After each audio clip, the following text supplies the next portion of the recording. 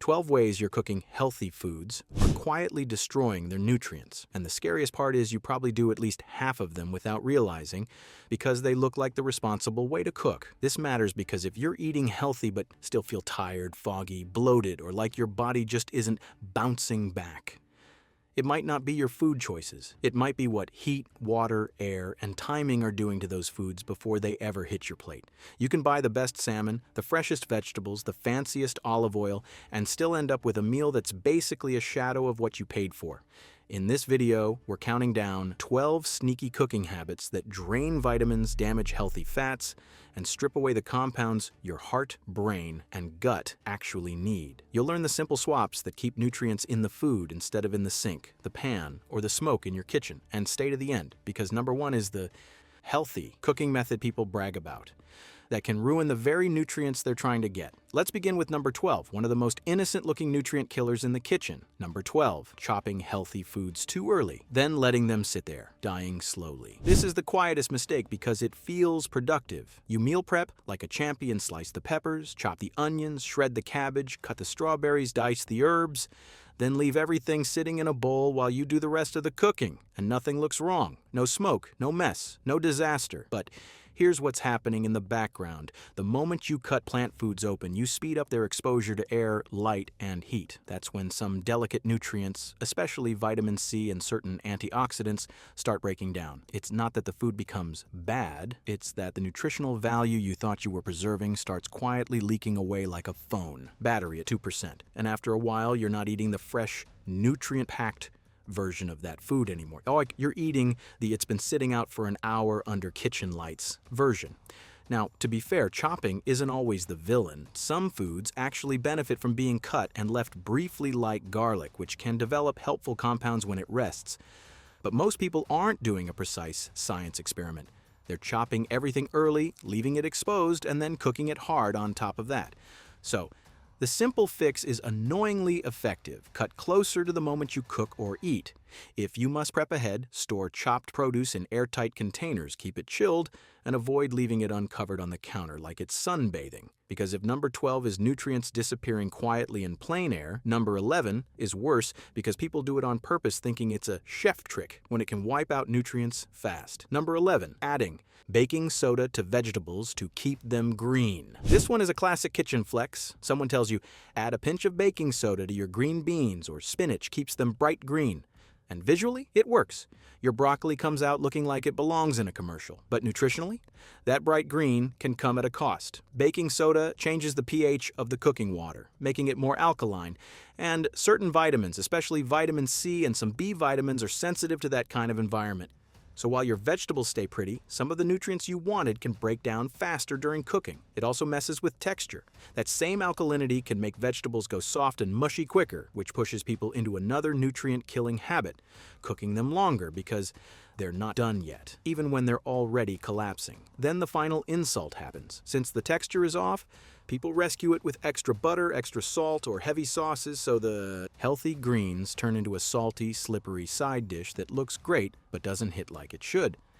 The fix is simple. Skip the baking soda. If you want bright green vegetables, cook them briefly, don't overheat them, and stop when they're tender crisp. If you're boiling, a quick cook and immediate draining helps. If you're steaming, pull them when they're still vibrant. And if you want that pop of color without the chemistry experiment, finish with a squeeze of lemon. Your vegetables will taste alive instead of just looking alive. And coming next, number 10 is the mistake people make with healthy oils. The kind that can turn a heart-friendly ingredient into something your body would rather not deal with. Number 10, cooking with healthy oils. At the wrong heat until they break down. This is the most common way a healthy meal gets sabotaged without anyone realizing it. You finally upgrade your kitchen. Extra virgin olive oil, avocado oil, maybe even coconut oil, because the internet told you it's basically liquid superhero juice. You're trying to protect your heart, reduce inflammation, do everything right. Then the pan goes on high like you're cooking for a reality show. You wait until it's smoking hot, pour in your healthy oil,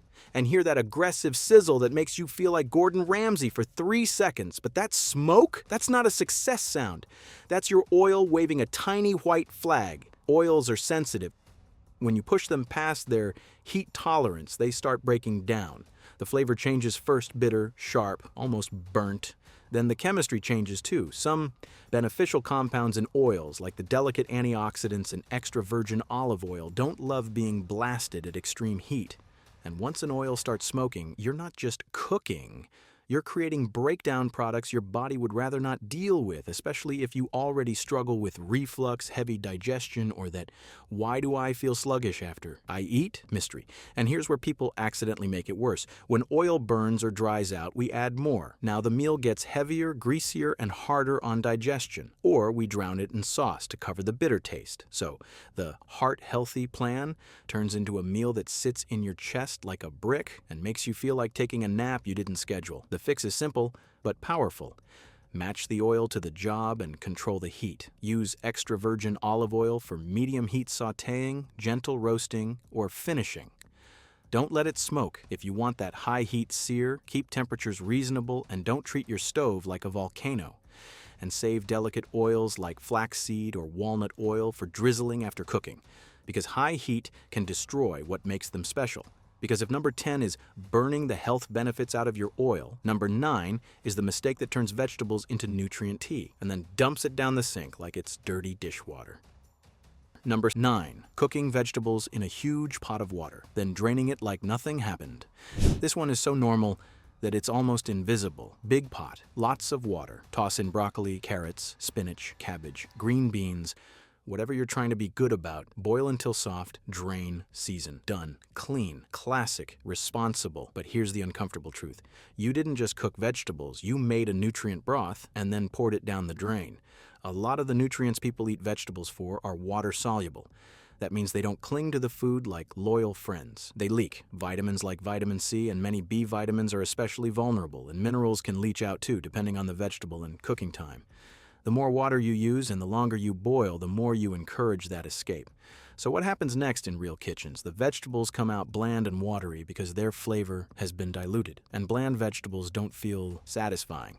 So we fix them. Extra salt, bouillon cubes, butter, heavy sauces, maybe a seasoning mix that tastes amazing because it's basically sodium with confidence.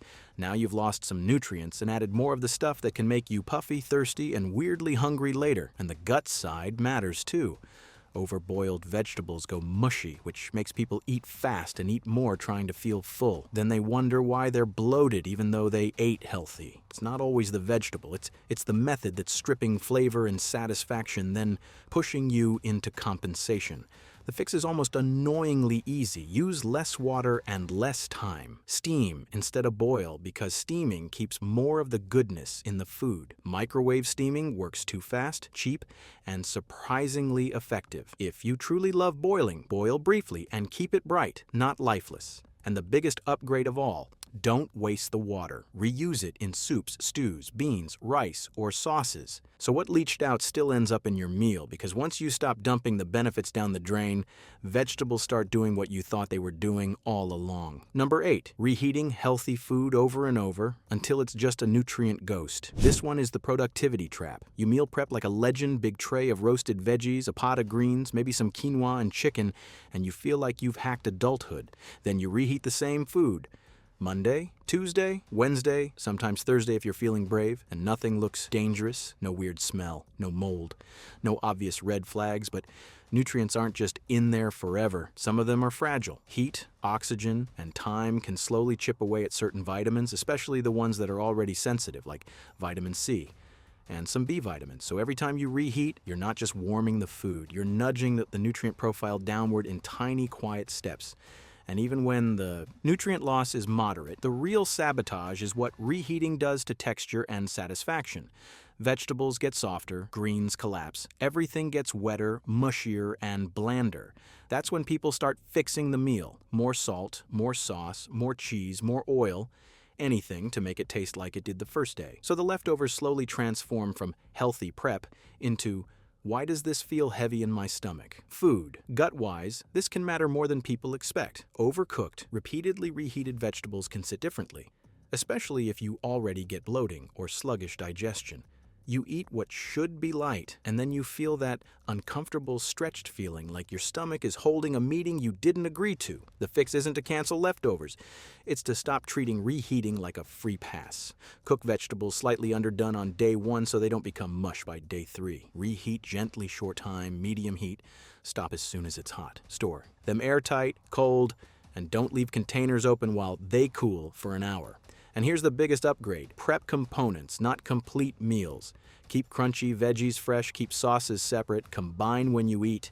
You get better texture, better flavor, and you won't need to drown your food in sodium just to enjoy it, because if number 8 is healthy food turning into a nutrient ghost, number 7 is the one people do because it sounds clean and safe. But it can quietly wipe out nutrients in a way you'd never suspect because the kitchen smells amazing while it's happening. Number 7, pressing or squeezing the life out of healthy foods with too much heat and time. This is the slow kill method. You simmer, you stew, you let things cook down, because that's what you were taught. Longer equals better. Soups bubbling for hours, vegetables stewing until they disappear, even healthy sauces cooked forever until they're thick and rich. And yes, some long-cooked foods are wonderful, but here's what people miss. Certain nutrients are heat-sensitive, and time is a multiplier. So if you take vitamin-rich foods and expose them to long, rolling heat, you can quietly reduce the very nutrients you were counting on. Think about leafy greens. People will simmer them until they're dark and collapse because it feels easier to digest, or they'll cook broccoli and peppers until they're soft enough to mash. Meanwhile, nutrients like vitamin C can take a hit with prolonged heat. Same with some B vitamins. So the dish still looks healthy, but it's delivering less than you think. And then comes the second problem. Long-cooked foods often need help to taste exciting. That's when the sodium creeps in. Bouillon, stock cubes, heavy seasoning blends, salty sauces. The meal ends up comforting, yes, but also loaded in a way that can leave you thirsty at night and puffy the next morning.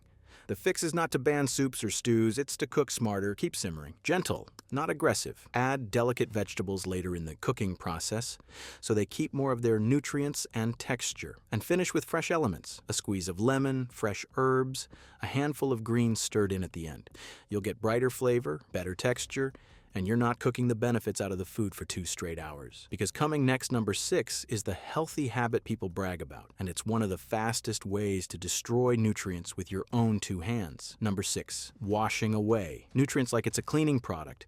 This is one of those habits people do with the purest intentions. You're trying to be hygienic. You're trying to be safe. So you wash your produce, and then you keep washing it. You soak berries in water for a long time. You rinse cut vegetables until the water runs clear.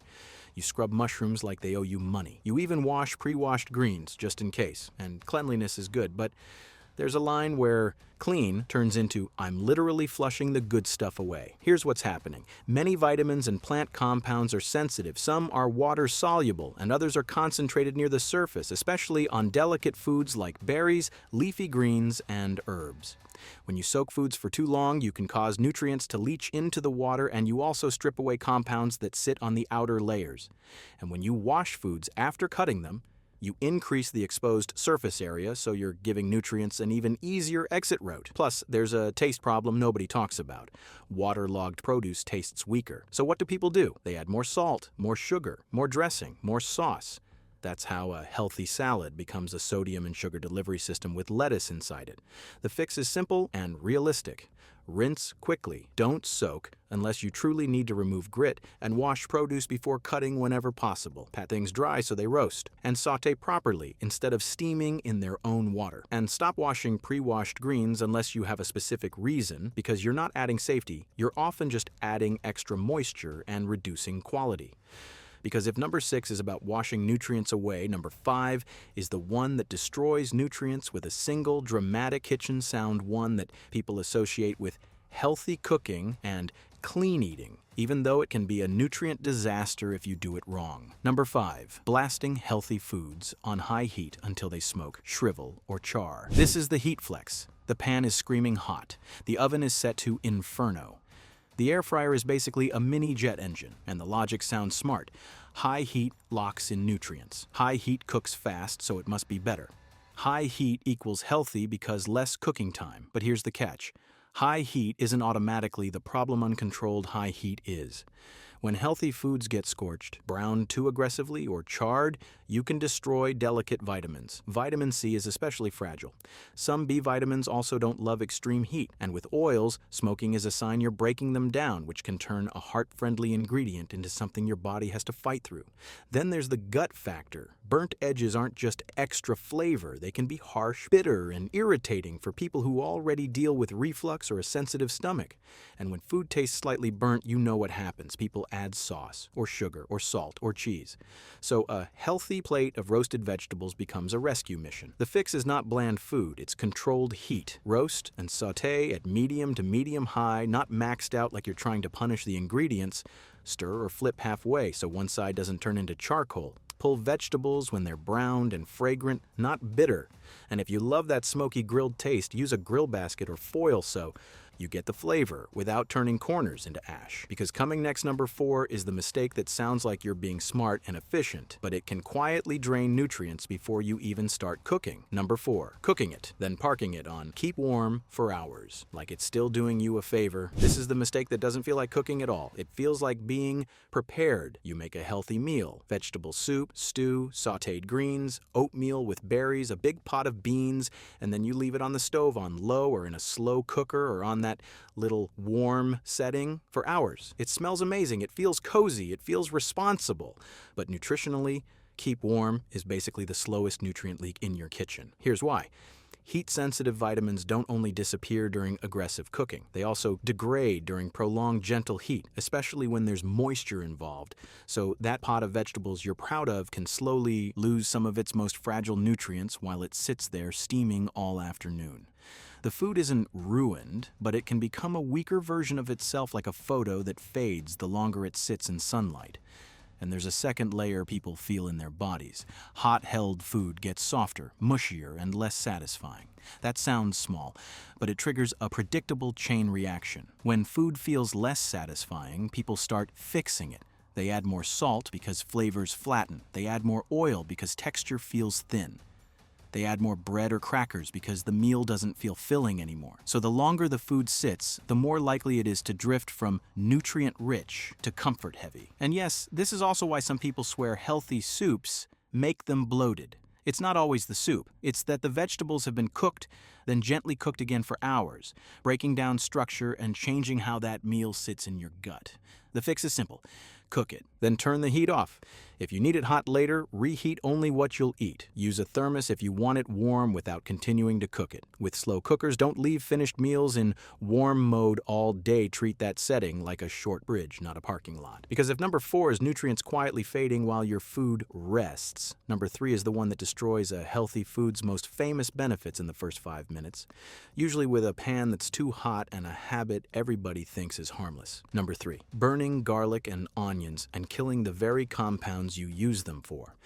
Garlic and onions are basically the celebrities of healthy cooking. People throw them into everything for heart support, immunity, gut health, flavor, plus they make you feel like a real cook even if you're winging it.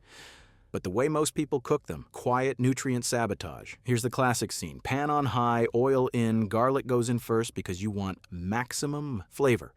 And within seconds, it's browning too fast. Then it's bitter, then it's burnt. You keep going anyway, because dinner must happen, and now your healthy base has turned into a harsh, bitter layer your stomach might not love, and you've likely damaged some of the very helpful compounds garlic is known for. Garlic's famous benefits are tied to compounds that form when garlic is crushed or chopped and given a little time. But when garlic goes straight into screaming heat, 2 things happen. It can burn quickly, and high heat can reduce the stability of those helpful compounds. Burnt garlic also creates that acrid taste people try to cover with. Guess what? More salt, more sugar, more sauce. So your healthy meal gets rescued with ingredients that quietly move it in the wrong direction. And onions have their own version of this. If you rush onions on high heat, you don't get that sweet, gentle caramelization.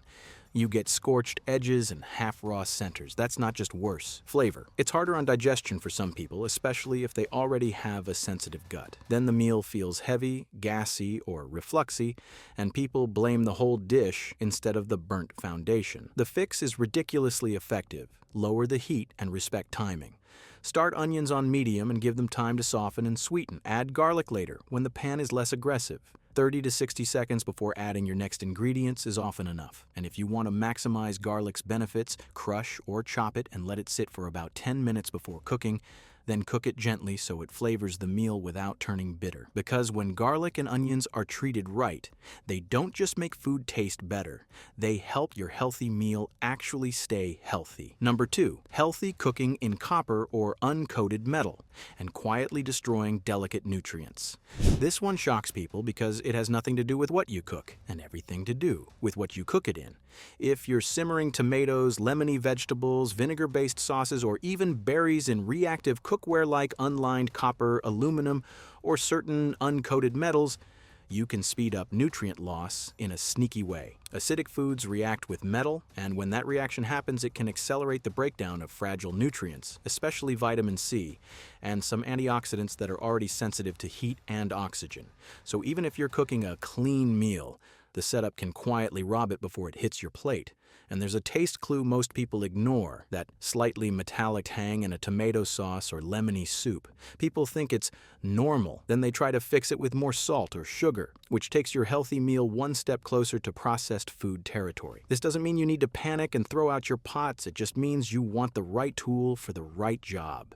For acidic foods, use non-reactive cookware, stainless steel, enamel-coated, pots, ceramic-coated cookware, or glass for baking. If you're unsure whether a pot is reactive, the safest rule is simple. If the food is acidic, don't cook it for a long time in bare metal, because number 2 is about the cookware quietly changing what's in your food. But number 1 is the most common healthy habit of all, and it destroys nutrients right on the cutting board before heat even enters the conversation. Number 1, buying healthy food, then using pre-cut, pre-shredded, pre-wilted versions that have already lost their power. This one is brutal because it's marketed as a win. Pre-cut fruit, bagged salad, shredded cabbage, spiralized zucchini, fresh veggie trays. You buy it because it's convenient, and convenience is often the only reason healthy eating happens consistently. But convenience comes with a quiet tax, time plus oxygen plus light. The moment produce is cut, shredded, or bruised, it starts losing freshness, not just taste, nutritional quality. Those cut edges are exposed to air, and delicate nutrients like vitamin C and some antioxidants start degrading faster. And by the time it gets to you after processing, packaging, transport, shelf time, and then days in your fridge, it can be a much weaker version of what it was when it was whole. That's why bagged greens sometimes smell weird, even before the date. That's why pre-cut fruit gets watery. That's why shredded veggies can taste flat. You're not imagining it. Those foods are aging fast because they're already opened up. Gut-wise, there's another sneaky problem. Pre-cut foods are often wetter. Excess moisture speeds spoilage and makes salads and veggies feel soggy and less satisfying, which is why people drown them in dressing to make them enjoyable. So the healthy part of the meal gets overshadowed by the rescue sauce. The fix isn't never buy pre-cut, it's to use it strategically. If you want maximum nutrients, buy whole produce and cut it close to eating. If you need convenience, choose the shortest timeline, buy pre-cut the day you'll use it, keep it cold, keep it sealed, and finish it fast.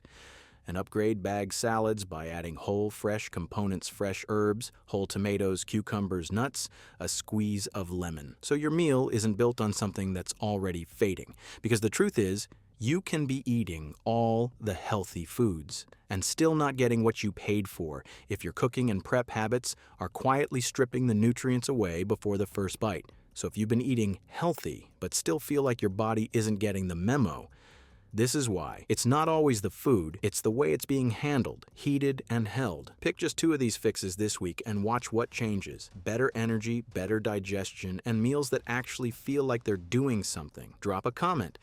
Which one of these surprised you the most, and which one are you guilty of? And tell me the healthy food you cook on repeat, because the next video is going to expose the nutrient mistakes hiding in the most common everyday meals. Like, subscribe, and share this with someone who swears they eat healthy but still feels off, because this is the kind of info most people never learn until it's too late.